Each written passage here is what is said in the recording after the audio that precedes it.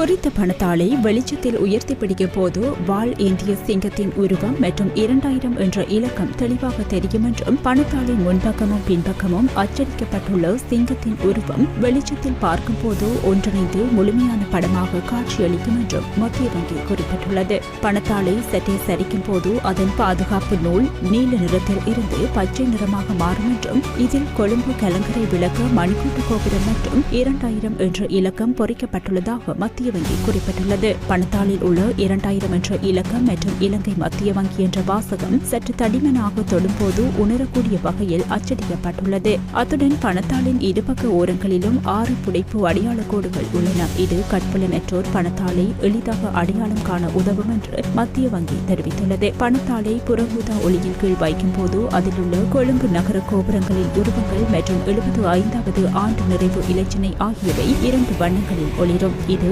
இயந்திரங்கள் மூலம் கள்ள நோட்டுகளை கண்டறிய உதவுகிறது. இந்த நிலையில் கள்ள நோட்டுகளை தவிர்க்க பொதுமக்கள் இந்த அம்சங்களை சரிபார்க்குமாறு மத்திய வங்கி பொதுமக்களை கேட்டுக் கொண்டுள்ளது.